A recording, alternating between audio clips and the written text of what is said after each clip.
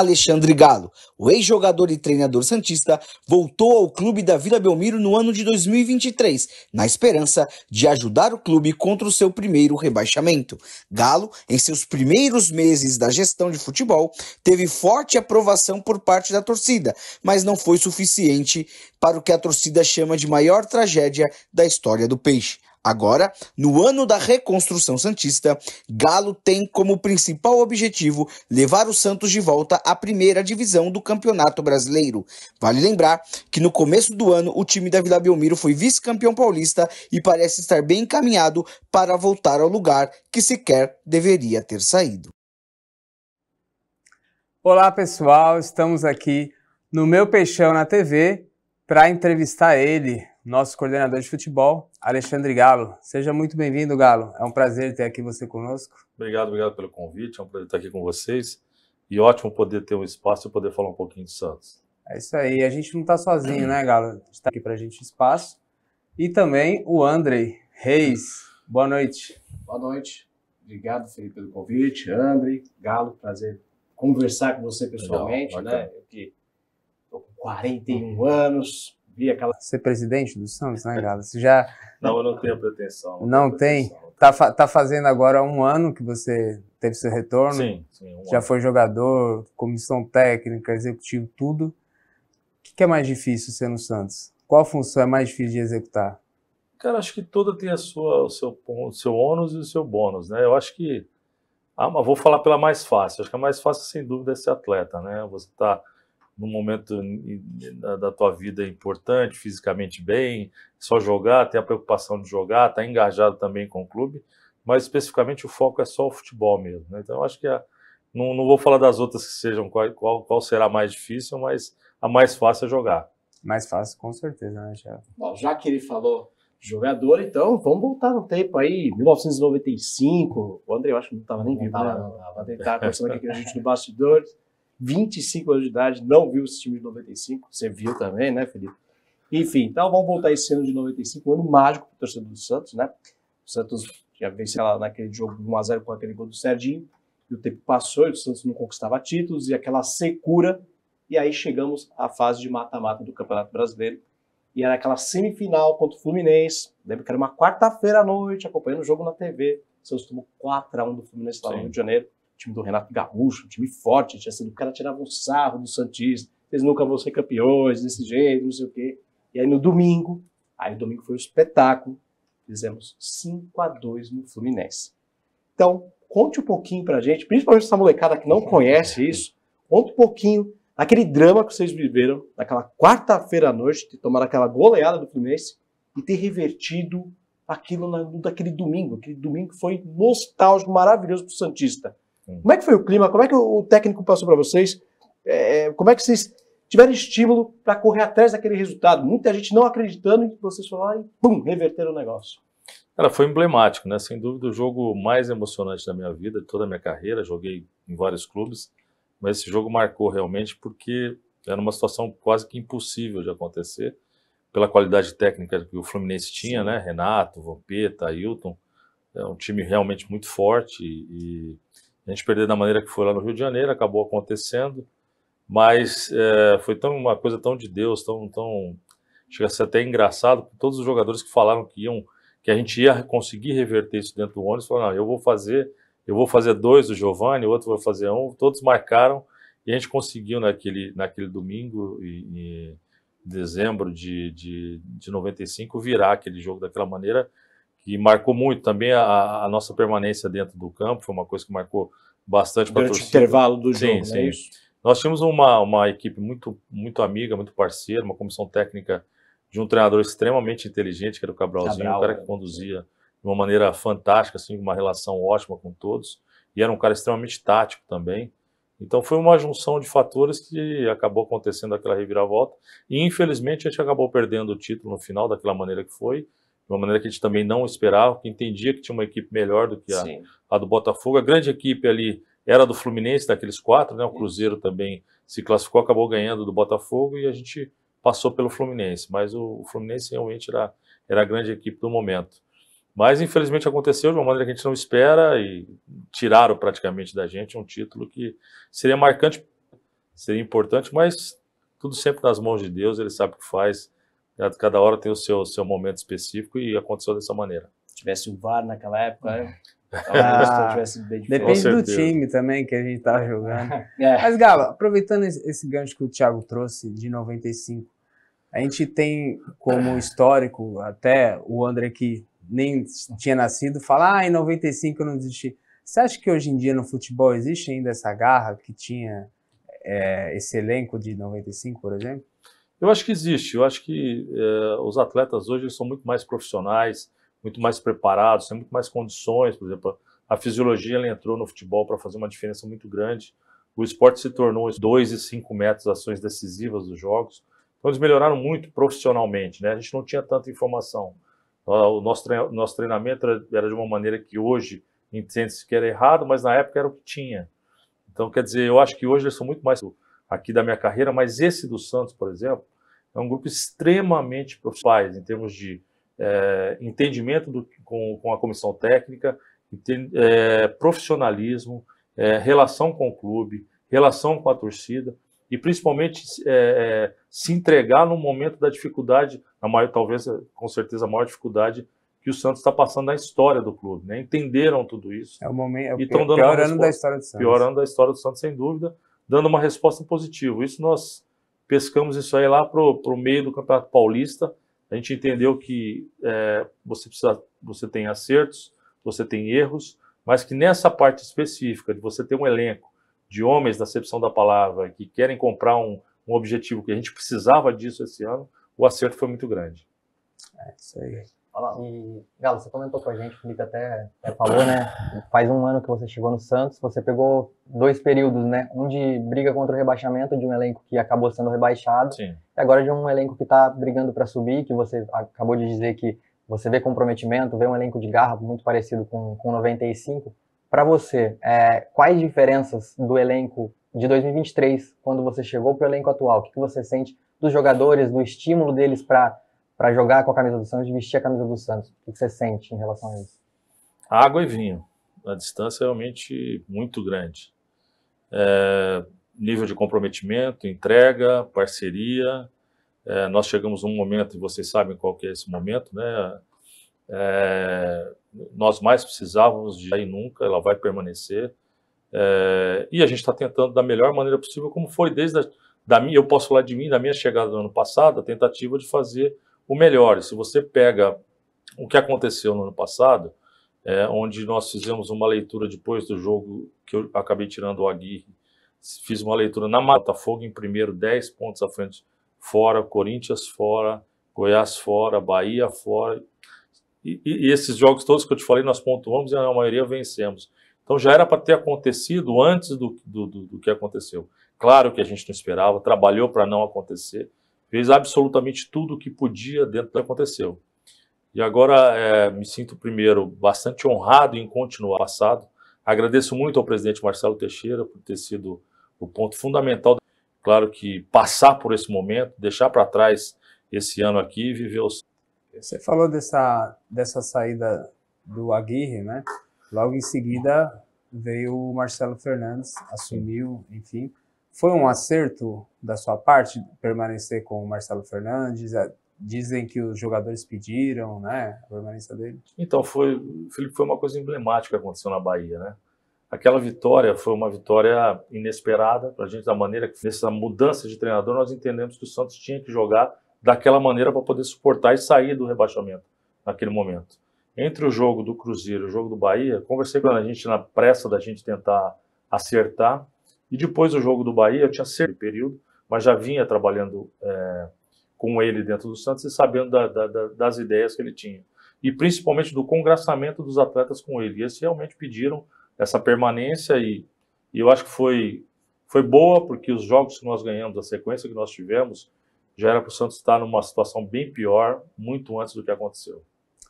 Não sei se você acompanha, mas o torcedor, a rede social principalmente, cobrou muito do Marcelo, acho que continua ainda cobrando. Sim. O Galo tem que estar fora, o Marcelo Fernandes tem que estar fora, porque estavam lá no rebaixamento. Como que você vê esse movimento do torcedor que pede o seu nome fora, do Marcelo Fernandes? De maneira natural, né? O torcedor, ele está muito magoado, para não falar um outro nome aqui, ou está muito, né, por tudo que aconteceu. Foi uma coisa drástica, foi uma coisa inesperada. O Santos não merecia passar por isso, mas já há alguns anos vinham se desenhando, né, não só no Campeonato Brasileiro, mas também no Campeonato Paulista, um problema dessa magnitude. Então, quer dizer, eu posso dizer ao torcedor o quê? Nós fizemos o nosso melhor. Tudo que era possível, e as conquistas que nós tivemos nesse curto espaço de tempo que o Santos não vinha tendo, o aproveitamento do Marcelo, inclusive, nesse curto espaço de tempo, é melhor que somado dos outros 3 treinadores que tiveram no ano passado ainda. Então, quer dizer, nós fizemos o que era possível no momento. Infelizmente aconteceu. É uma coisa que machuca bastante. E a gente entende essa questão do torcedor estar magoado com tudo isso. E também não é uma coisa só do ano passado, dos últimos anos, o que o Santos vinha vivendo e beirando o rebaixamento todo ano. Ô Galo, me pergunta, fazer a pergunta assim, que eu também faria agora, vou até furar a fila, mas pressão do torcedor. Esse ano começou, time já na Série B, começamos o Campeonato Paulista, fomos bem, chegamos à grande final, enfrentamos o Palmeiras de igual para igual, tanto que houve uma pressão por parte do torcedor, dirigente, todo mundo falando que o Carille sai, o Carille vai sair, e aí Galo, Como é que foi lidar com essa pressão e como converter isso? Ou não, vai bater, o Carille fica e ele vai dar continuidade a isso. Como é que foi essa pressão? Como é que você lidou com tudo isso? Então, na verdade, bate muito contra a resposta que eu dei anterior aqui. Oscilar dentro do futebol é absolutamente normal. Ninguém consegue manter uma ponta, como a gente estava fazendo desde o começo do campeonato, durante 38 jogos. É impossível isso acontecer. Culminou com alguns jogos que nós jogamos, e aquele jogo do Botafogo de Ribeirão Preto, principalmente lá em Londrina, que eu acho que se você prestar atenção no que está acontecendo até agora, aquele jogo foi o fora da curva. O que aconteceu ali foi futebol. Nós fizemos um jogo que talvez foi um dos jogos que nós mais tivemos chances claras de gol, e o Botafogo acertou 2 chutes e fez 2 gols. O futebol é apaixonante por causa dessa imprevisibilidade. Ali foi um jogo imprevisível, e nos daria hoje 3 pontos mais, que seria mais ou menos tudo isso que a gente tinha combinado e feito até agora dentro das nossas condições. Eu lembro bem que logo no começo do ano, quando a gente começou a montagem do elenco, o presidente Marcelo falou assim, nós precisamos chegar pelo menos na semifinal. Então a gente, nas metas que foram estabelecidas, nós batemos e bem, e jogando bem. Só que oscilar dentro do campeonato pode acontecer novamente, ela é passível de acontecer com qualquer nível de time. Os times que hoje estão na ponta do futebol brasileiro, tanto Palmeiras quanto Flamengo, Atlético Mineiro, com orçamentos gigantescos hoje, mesmo tendo grandes elencos, eles também oscilam. Isso pode acontecer novamente. A gente tem que ter equilíbrio para saber o norte e aonde a gente está apontando, que é para um acesso, que é para ter uma condição boa de trabalho. Saiba que a Série B é um jogo totalmente diferente do que acontece na Série A. O jogo da Série B, não é um jogo de performance. Eu vou lembrar agora quando a gente era garoto e jogava futebol. Quando você entrava num time bom, você jogava bem. Quando você entrava num time ruim, você jogava mal. Então, quer dizer, o que com a Série A? Existe uma demanda técnica na Série A superior ao que é a Série B. Então, a Série B é um jogo de confronto físico, de muita marcação e principalmente nós, né? Todo mundo quer fazer grandes jogos contra o Santos, é lógico, vida natural. Então todo mundo joga para se defender por uma bola, muito fechado, dentro ou fora de casa. A gente pega jogos que vocês acompanham a nossa dificuldade. Então não tem como você ter nível de performance. Você tem que jogar para ganhar. E nós temos um treinador hoje especialista para isso. O Fábio é um cara especialista, eu estou gostando muito de trabalhar com ele.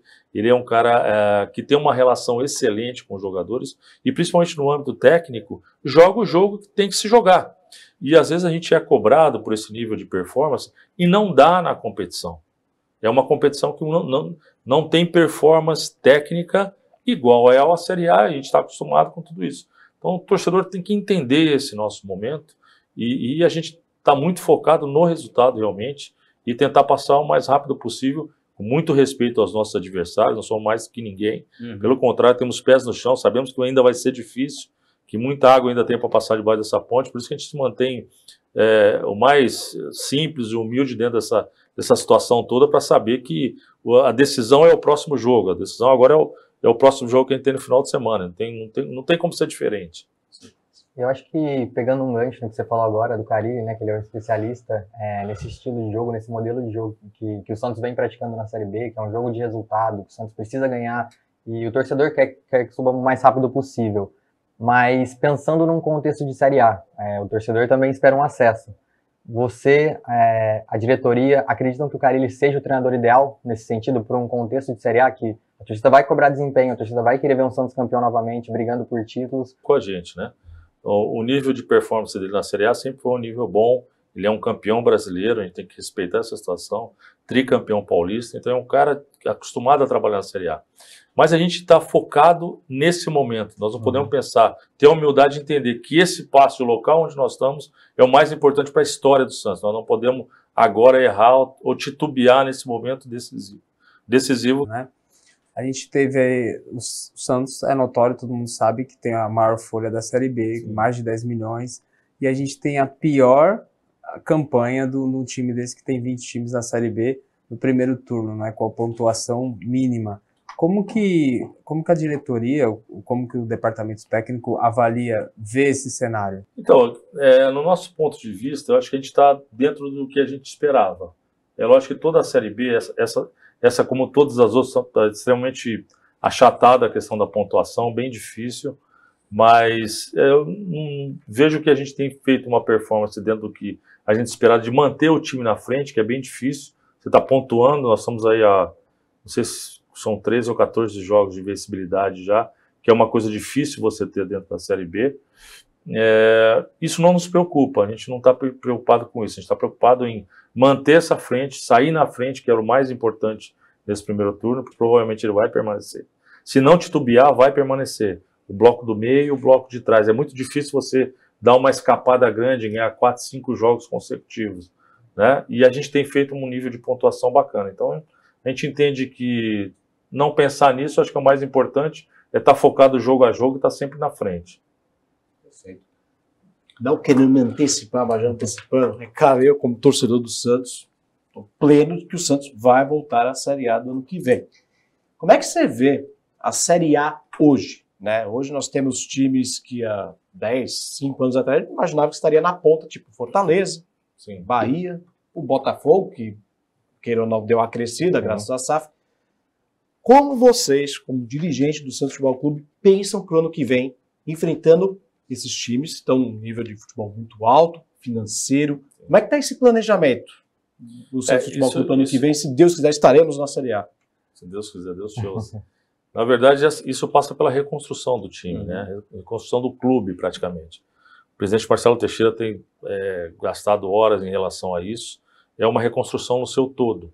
E o que eu posso responder da questão técnica é que a competição da Série A, hoje, esses times que você falou, mas que vem aí de 4, 5 anos de boa performance, né? Bahia, que se estruturou, virou uma SAF importante.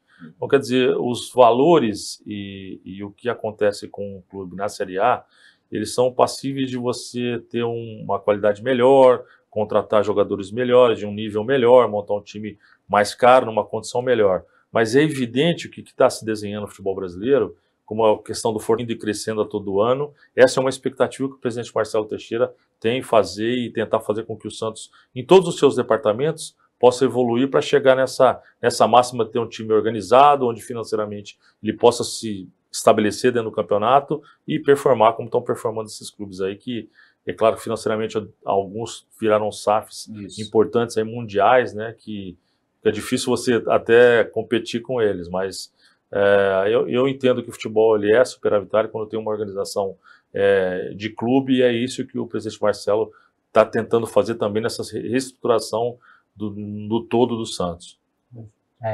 Você chegou a comentar agora que algumas contratações seriam possíveis contratações visando uma Série A, visando 2025. Em uma entrevista, há alguns meses, você chegou a dizer que o Patrick seria uma contratação visando Série A. O Patrick não tem conseguido desempenhar na Série B, tem entrado muito pouco, não é titular. Você ainda acredita que seja um jogador para 2025, para jogar uma Série A? Você acha que o Patrick tem essa condição? O Brasão, por exemplo, onde também pouca gente acreditava nele, que a questão de ritmo de jogo se tornasse um diferencial para ele. O Patrick ainda não conseguiu isso, ter uma sequência do segundo, quase um terceiro homem de meio campo. Então a gente espera, acredita nesse potencial dele. E vou falar aqui, eu acho que eu falei na outra entrevista que eu dei. O Patrick, ele é o terceiro jogador com o maior número de jogos na Série A, no elenco que a gente tem, como titular. Ele é o terceiro jogador com o maior número de jogos na Libertadores como titular no nosso elenco. Nosso elenco é um elenco experiente e de jogadores que jogaram em grandes clubes, Libertadores, competições de alto rendimento. Ele foi uma unanimidade lá entre a gente. Quando ele sai de um time e às vezes não consegue performar. A gente ainda não viu isso na acepção da palavra. Para o cara acontecer isso, ele precisa ter uma quantidade aí de 6, 7, 8 jogos para poder ganhar esse ritmo e mostrar o que é que ele veio fazer aqui. A gente espera ainda para que isso possa acontecer o mais rápido possível, porque veio sim para ser um jogador que a gente importante dentro do elenco. Mas como que o Patrick vai performar se ele não entra? Aí é o que o André perguntou. O planejamento é para a Série A, mas ele não está conseguindo jogar na Série B. Como que ele vai jogar na Série A? Só que futebol, cara, eu falo uma coisa que é sempre importante, é prato do dia. O prato do treinador que faz as suas escolhas, nós só demos mais uma possibilidade para ele. Se as escolhas que nós estamos acontecendo, nós tivéssemos a gente ia questionar. Hoje, o prato do dia nosso está sendo bom, nós estamos nos mantendo aí entre os primeiros colocados já desde acho que são 20 rodadas, acho que nós já fizemos 15 dentro de uma performance muito boa. Então nós temos que respeitar a escolha do treinador, o dia a dia só deu mais um subsídio para ele.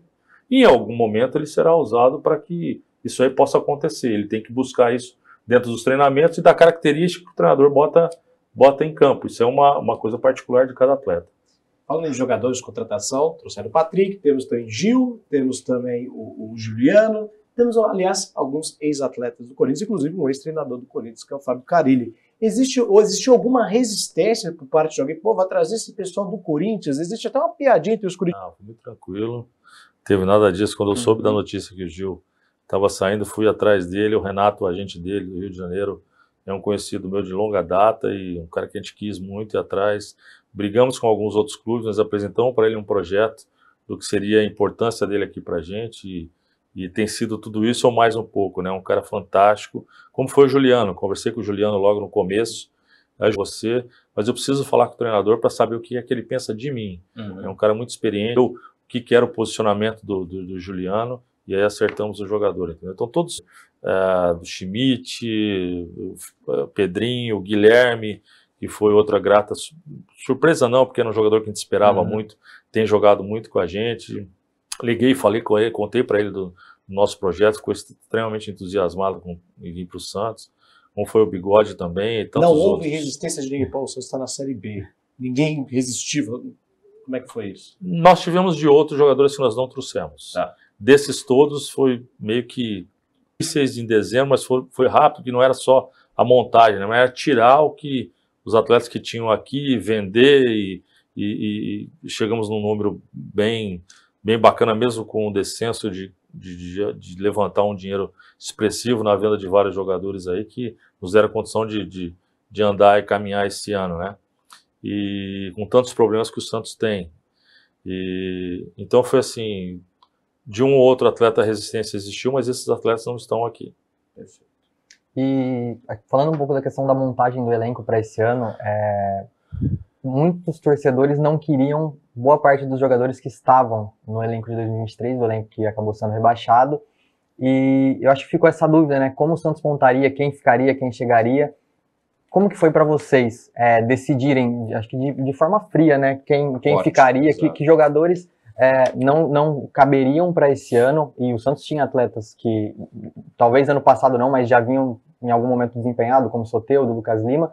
Como vocês decidiram? Quando comecei a montar o elenco numa prancheta e determinamos que alguns jogadores específicos, como foi o caso inicial de uma conversa com o Rincon, que era o capitão da equipe, para acontecer aquela baixa na questão salarial, né? Então nós precisávamos, eu fui no capitão, é claro que era um cara importante naquele momento, ele aceitou, entendeu o projeto, expliquei, falei com todos absolutamente que a gente queria a permanência aqui, e todos toparam, todos entenderam o nosso momento. Bom, foi rápido e foi uma conquista dinâmica e conseguimos aí montar um time financeiramente com custo praticamente zero em janeiro, para você iniciar um ano O Santos não fez aquisições para que isso acontecesse.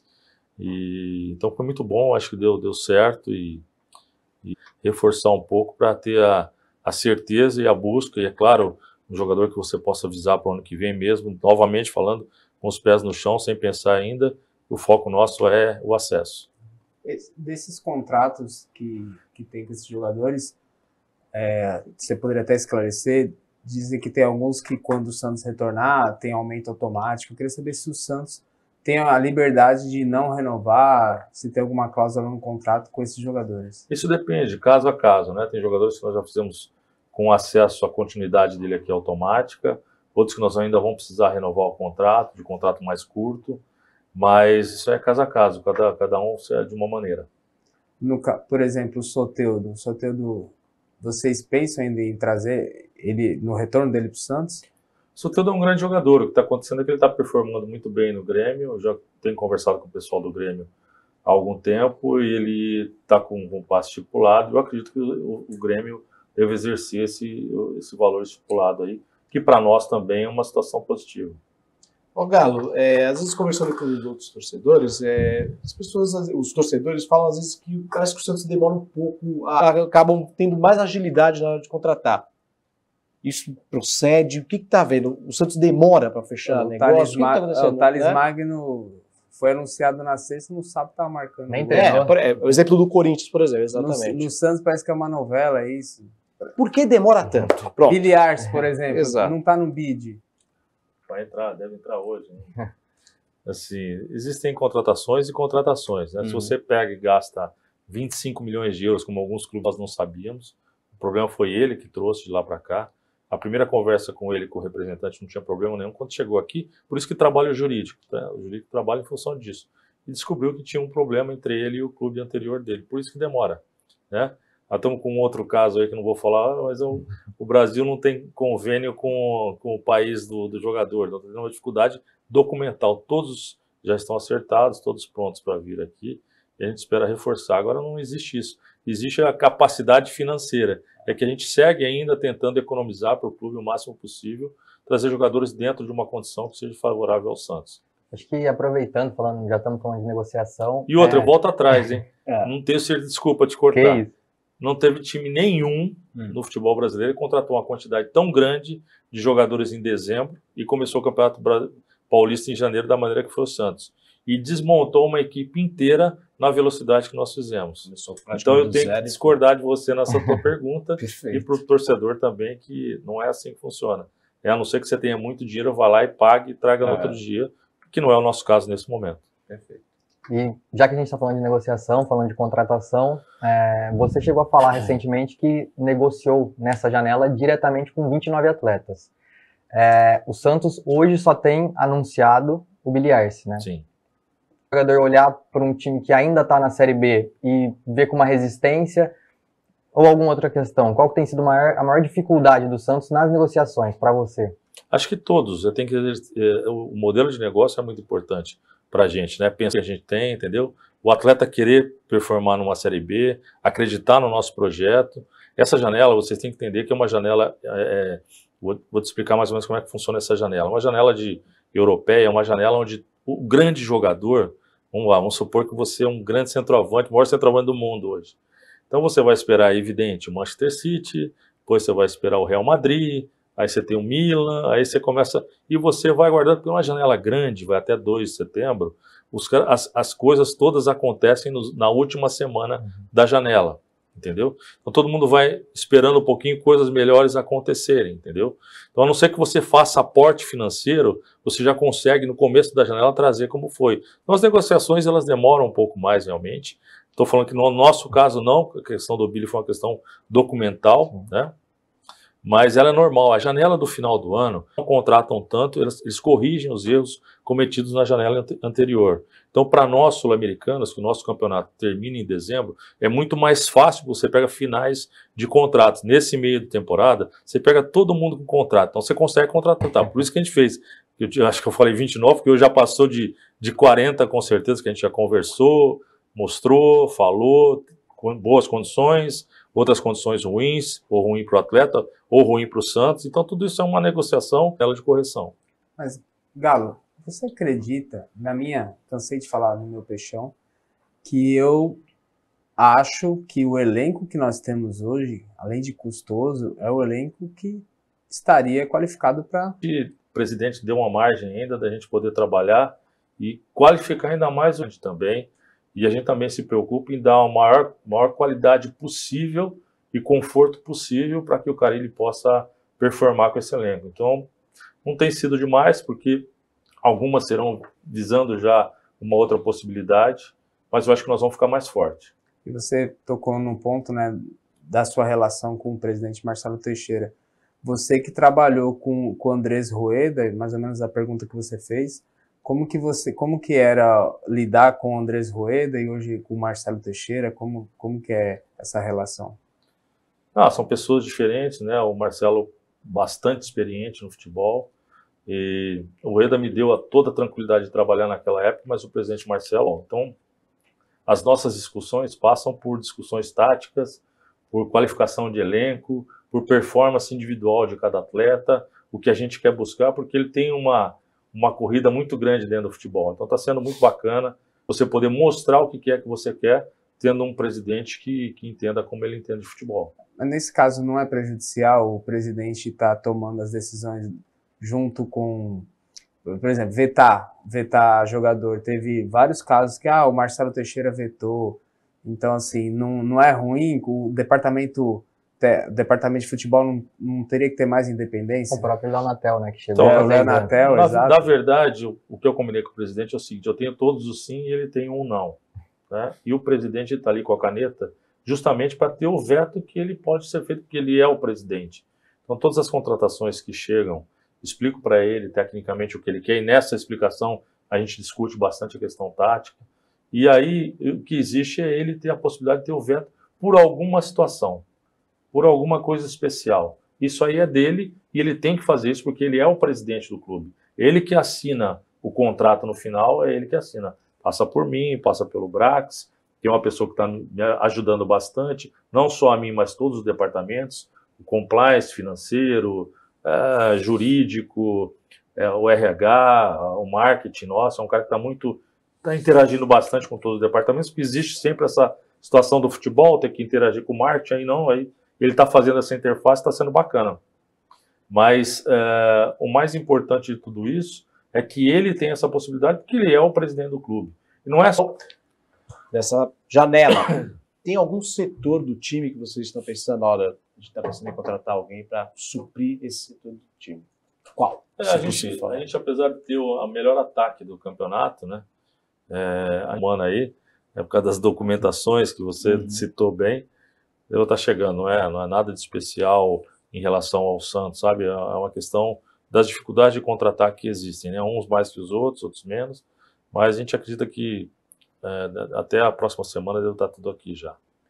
E acho que falando de profissionalização, de contratação, de mercado, o Santos montou um departamento de análise de mercado, né? Antes o Santos até tinha um profissional lá dentro, mas hoje foram contratados 3 profissionais para o mercado? Não, 2. Foram 2 profissionais. Nós tínhamos um no ano passado, ele saiu, né? Caio. E agora com essa criação do departamento, como tem sido os processos para contratação? Porque o Santos iniciou o ano sem um profissional ali, e hoje temos 2 grandes profissionais. Como tem sido os processos, a questão de avaliação, passa pelo Carille, passa por você, Sim. Como tem sido?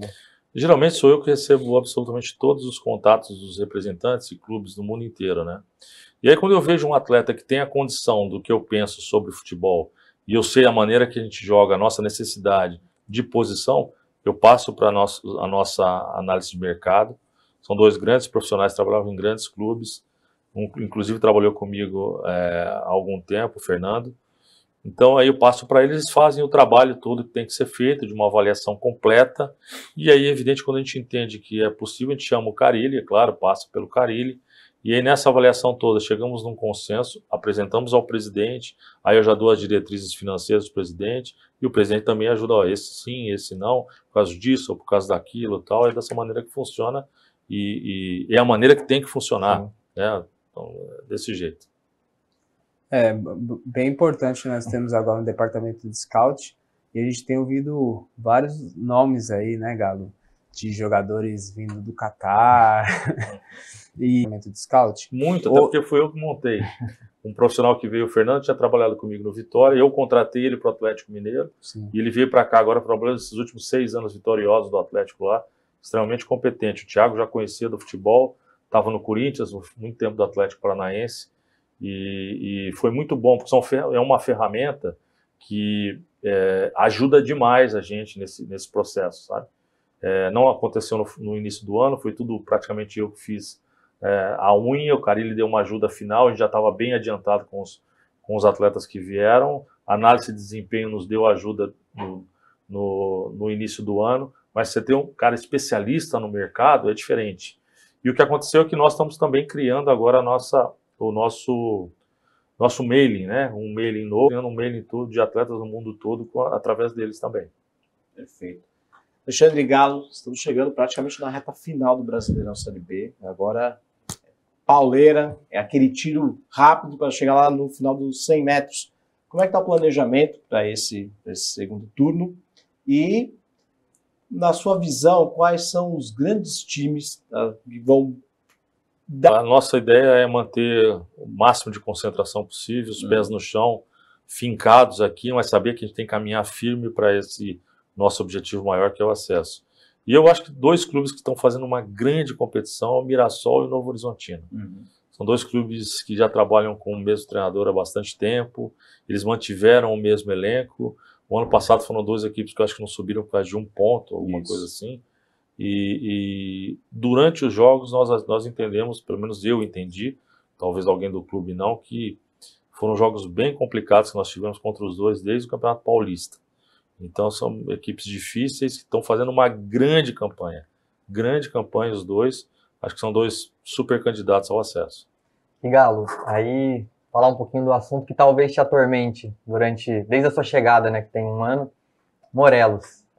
A gente sabe que chegou com muita expectativa, um salário muito alto, vinha de bom desempenho na Escócia, tinha ano passado, se lesionou logo que chegou. Esse ano também, em alguns momentos, pareceu estar... Chegou no Atlético Nacional, em 5 jogos, são 1 gol, 1 assistência e 1 pênalti sofrido. Está conseguindo desempenhar bem. O que você acha que aconteceu para o Morelos não desempenhar bem? Foram escolhas do treinador de não conseguir colocar numa posição ideal? Você acha que foi adaptação de um jogador que vinha de muito tempo na Europa e não conseguiu se adaptar ao Brasil? O que você acha que aconteceu com o Morelos? Eu acho que é uma somatória de situações, né? Adaptação, hoje você vê os grandes clubes da Europa, eles contratam jogadores e eles perdem aquele ano de adaptação do atleta. Você vê grandes nomes do futebol brasileiro que demoraram para performar, né, no sistema que a gente tinha. Uma série de situações aconteceram, mas não é uma coisa que é anormal acontecer, é uma coisa absolutamente normal e a gente entende que torce para que dê certo lá por causa da situação dele, e acho que ele vai performar. O Atlético Nacional de Medellín, que é o principal clube hoje da Colômbia, junto com o Júnior Barranquilla, forçou demais essa contratação, queria muito. Historicamente, se você me deixar falar aqui, eu vou ter umas 2 horas para falar de vários jogadores que passaram por essa situação. Dentre essas contratações, completando 1 ano, né, do seu retorno para o Santos, qual foi o seu maior erro, o seu maior acerto? Eu acho que existe o erro de fato e erro de direito sempre, sabe? E eu trago isso para o futebol. O erro de fato é quando você contrata um jogador que no ano anterior não teve um nível de performance que você acredita que ele possa melhorar por causa do histórico passado dele. E eu cometi esse erro com um atleta que eu acho que não vale a pena a gente citar o nome, não está mais com a gente, mas eu cometi esse erro, né? Porque nós acreditamos que ele poderia performar pelo histórico dele passado. E, cara, eu acho que nós tivemos vários acertos, né? Eu acho que todo o time que está aí, todo o elenco praticamente foi montado, a grande maioria. Eu acho que o último de todos aí, o Brazão, foi uma outra situação que eu já o conhecia bastante, do histórico dele de seleção. Ele performou bastante, poderia não performar, e aí seria, né? Então a gente fala erro de fato, erro de direito. Então eu acho que um jogador que já não está mais aí foi uma coisa que nós esperávamos muito e não aconteceu, que foi essa questão que eu te falei. Mas acho que na grande maioria, e você tem que prezar pela maioria, nós estamos numa margem extremamente confortável de acertos que nós tivemos, porque você tem que cobrar o posicionamento, a performance, né?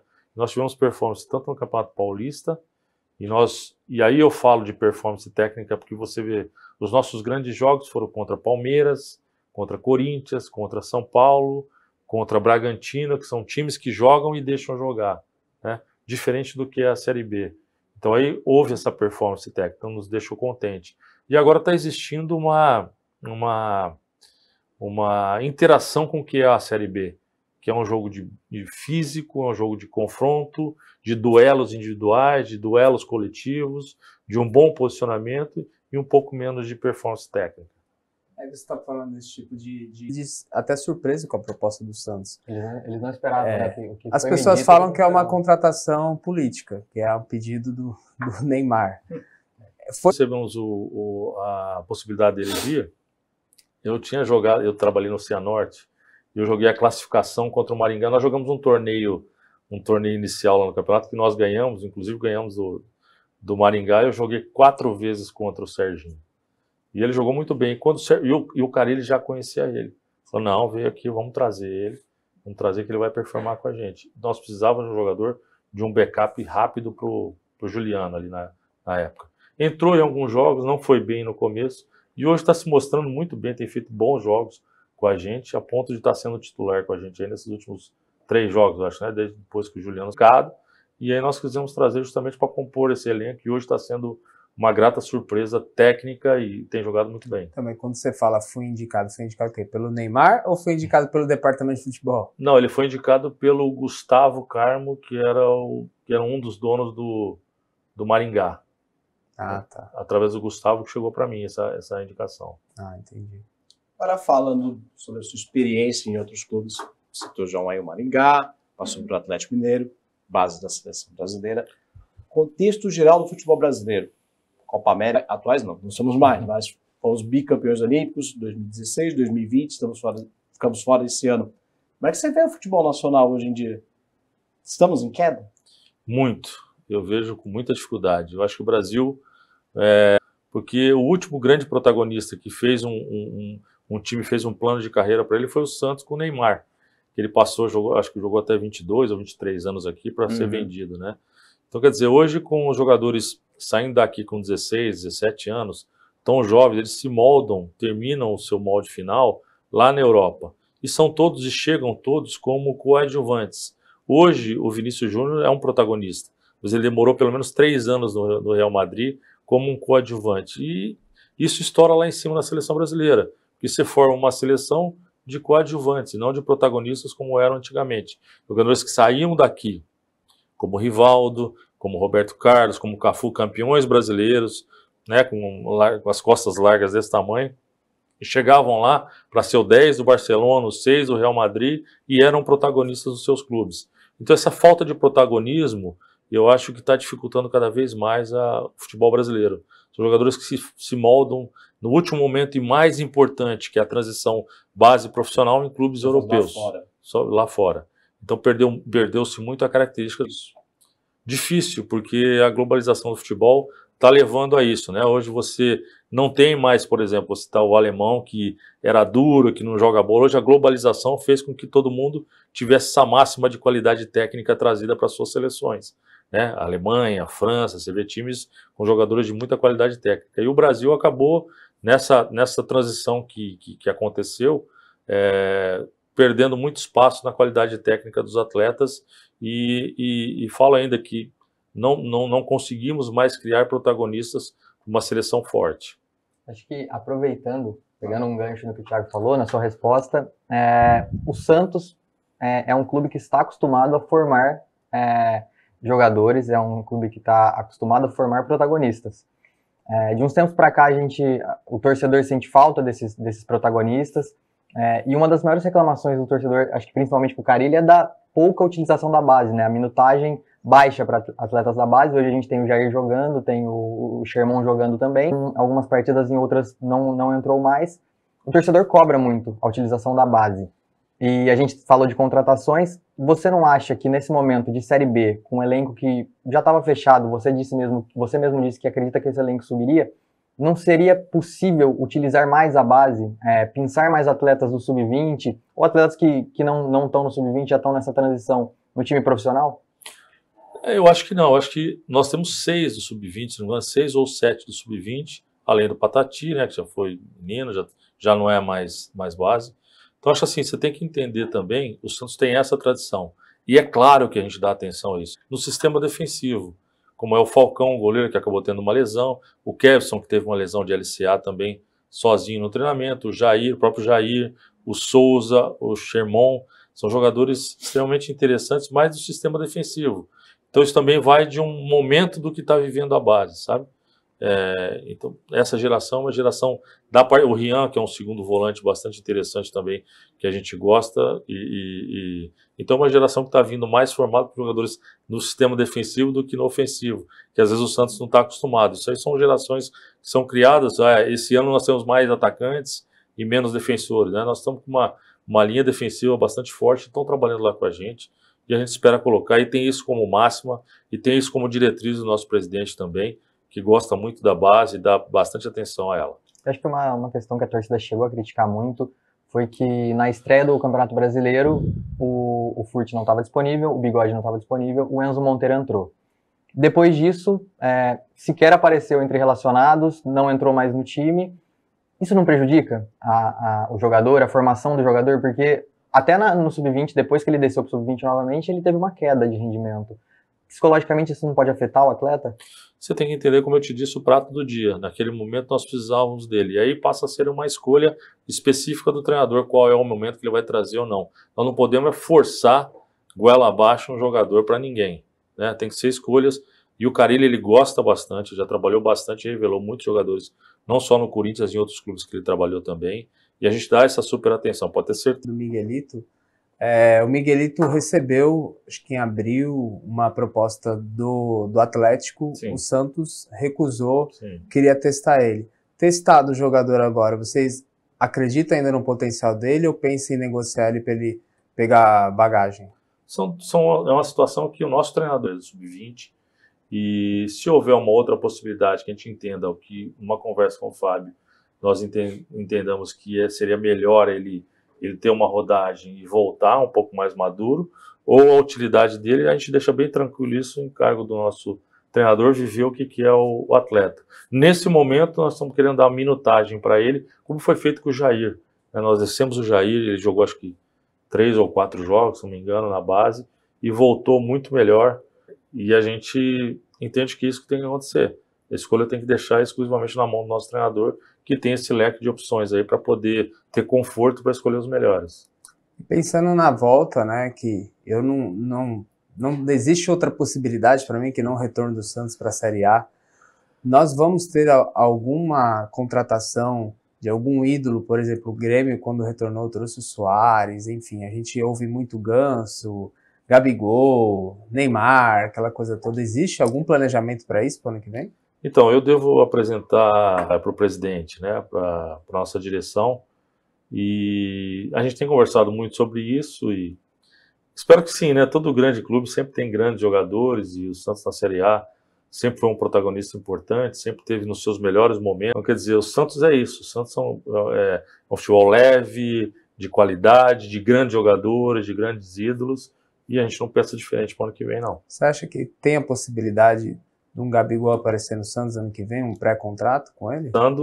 Não temos uma definição, mas é do nosso presidente, é do perfil dele, ter grandes jogadores. Não podemos falar especificamente, porque hoje os valores são completamente loucos e carecem muito mais quando a gente fala qualquer coisa, mas eu acho que o Santos, como qualquer grande equipe que quer ser protagonista na Série A, como sempre foi, ele precisa ter grandes nomes. Ele precisa pensar nisso, pensar grande.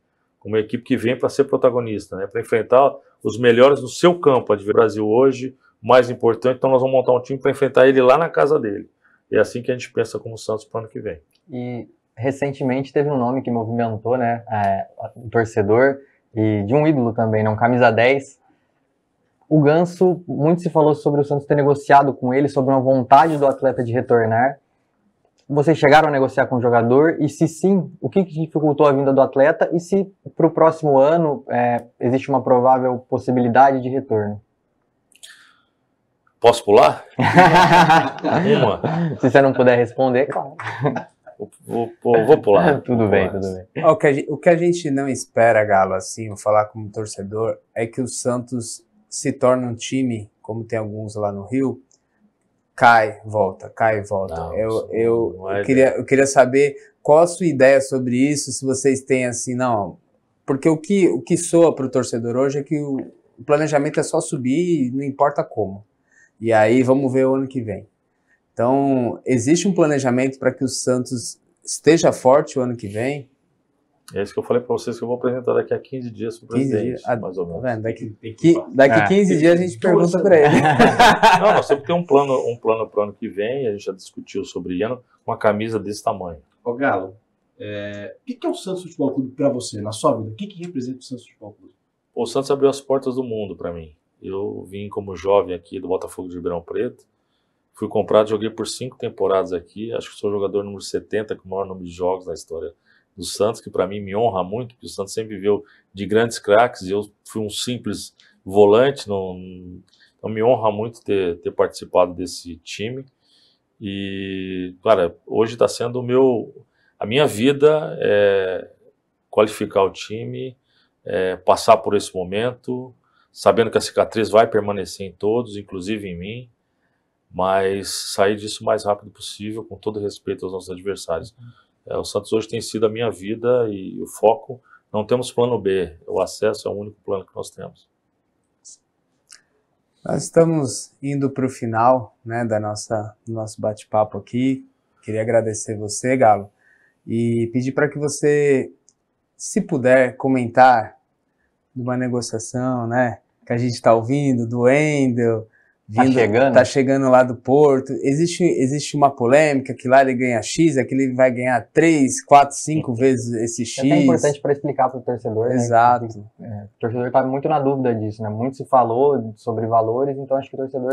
não precisa entrar no mérito de valores, assim, mas... É que o torcedor, às vezes, ele ouve falar e isso reverbera, porque a rede social hoje é uma máquina, né, de cliques, né? Isso aí que é o mais importante.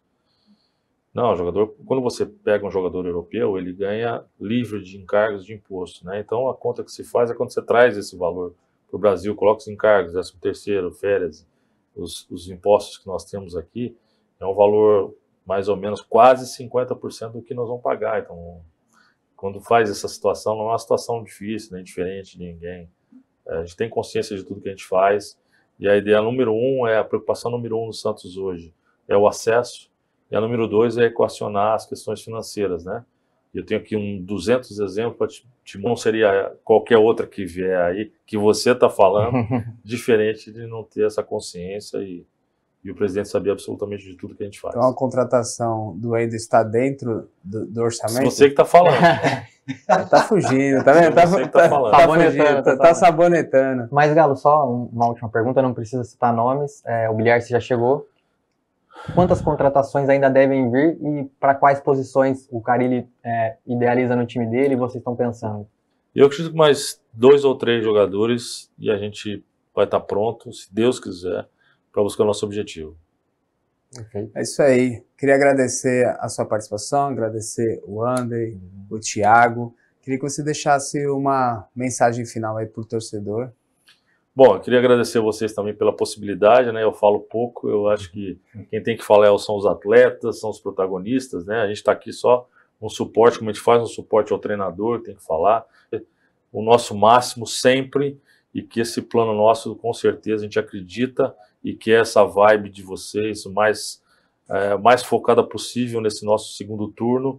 Precisamos do seu apoio, da sua energia positiva, para que eu sei que todo mundo sentiu muito, como nós também lá dentro sentimos, e recolocar o Santos realmente onde ele tem que estar, que é na Série A. É isso aí, pessoal. Queria agradecer a todos, agradecer a TV Cultura Litoral, essa parceria, essa collab com o Meu Peixão, e agradecer a todos, né, e pedir para que sempre a casa esteja aberta aqui para vocês, para todos os Santos, agradecer a comunicação do Santos também. Obrigado. Tá bom? Abraço. Prazer. Valeu, pessoal. Valeu. Obrigado. Valeu.